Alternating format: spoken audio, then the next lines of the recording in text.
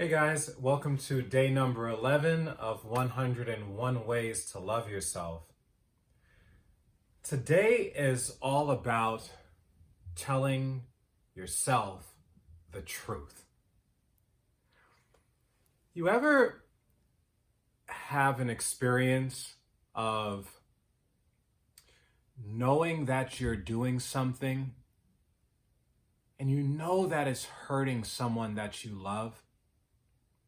And you know that if you continue to do it, that it will cause destruction in your life, but you continue to do it because it might feel good for a moment, or possibly because you're too stubborn to stop an action that you know is hurting you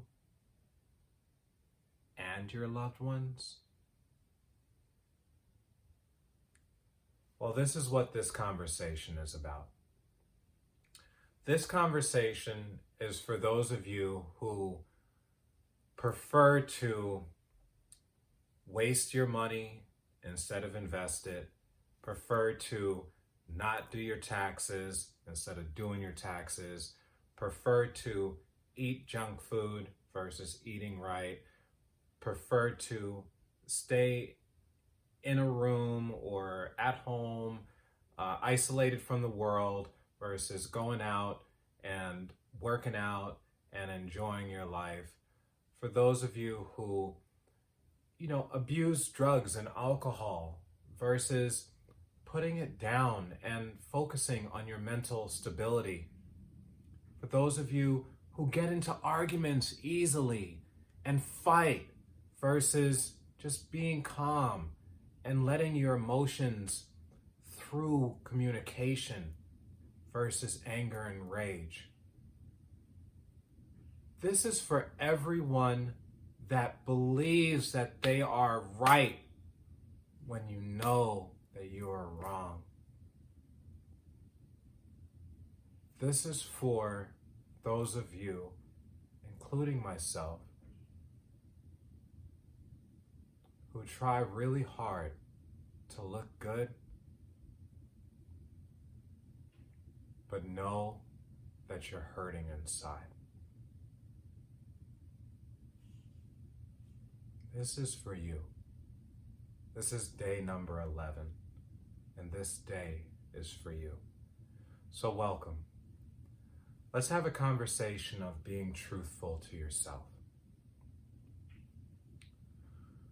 Why do you think you, me, other people that you experience in life go through life feeling as if it's better to be right and hurt than to experience discovery and hurt?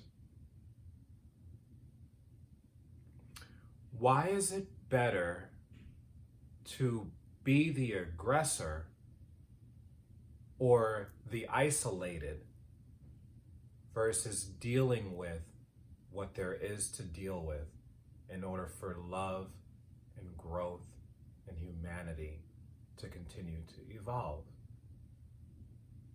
Why is that? You see, when you're truthful with yourself, you get an opportunity to dig inward.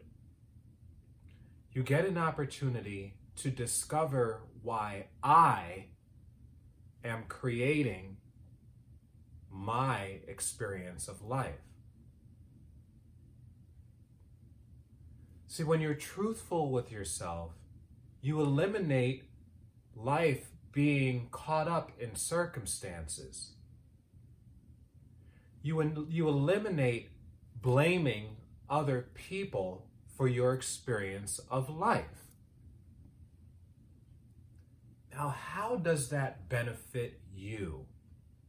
If I can't blame you for what I'm dealing with, then what does that leave me with? Well, it leaves you with yourself. which is the only thing that you truly have the ability to control. Yourself. So you might say, well, Moses, you know what? I'm living with somebody that just loves to argue. And every time that I try to say something to this particular individual, they just always yell at me, or they just always try to be mean to me, or they don't understand where I'm coming from, or they.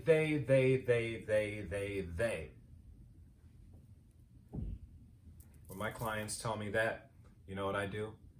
I just sit and I listen and I wait. And then I say, well, what about you? I continue to hear you talk about them or they, but I have yet to hear you talk about you. What have you been experiencing with yourself that continues to allow for you to stay in the same mental space to respond and to accept the things that are causing you hurt and pain?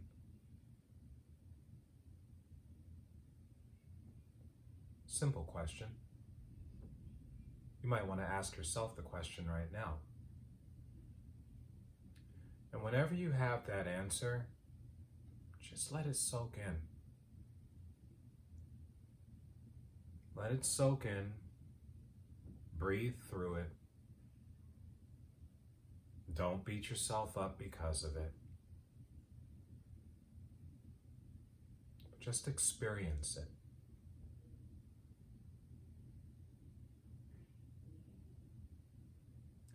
Because sometimes the truth really hurts. Sometimes we just want to back into a corner and say, no, I know I'm right. I know that I'm right. This can't be my fault. I want to explain something to you. Something being your fault does not equate to being accountable for what is. If you find yourself in a relationship and continuously arguing, continuously fighting, continuously trying to figure out how you can make the other person know that they are wrong and that you are right, begin there. Begin there and start to look at yourself. And start telling yourself the truth about yourself. Because if you look at it, if you can't deal with yourself and the way that you respond and the way that you react to things, what makes you think that you'll be able to get someone else to do it? And let's just say that you are able to get that someone else to do it. Congratulations. That's beautiful. But if you're continuously seeing the same results and the same type of people that are coming to you and the same type of people that you're having to deal with that make you feel like you are having to defend yourself or put up a front or get angry or fight, and you're seeing the continuous pattern with that, then it's time to look at I. It's time to look at I. Because I is where God exists. I is where your consciousness lives. I is where the soul resides. That's where God is.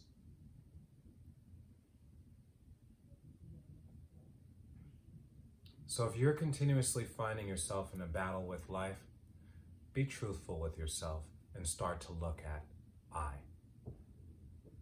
Okay? Thank you so much for watching day number 11 of 101 Ways to Love Yourself. I am Moses Hill. I am Moses Hill. And I am just elated to be sharing this conversation with you daily. It means so much to me that you might have an opportunity to discover more of who you are as a human being living on this earth. Make sure that you check out www.thesanctuaryoflove.com if you want to come to our new experience on the first day of the month. You can register there. And if you want to get hypnotized by me, you want to, to have a session, make sure you visit www.godshandshypnosis.com, and I'll be more than happy to help you. I want you to remember 3 things: be God, be love, and be you. And I'll see you tomorrow for day 12. Bye. Sanctuary of Love takes place on the first day of every month. Register now at www.thesanctuaryoflove.com.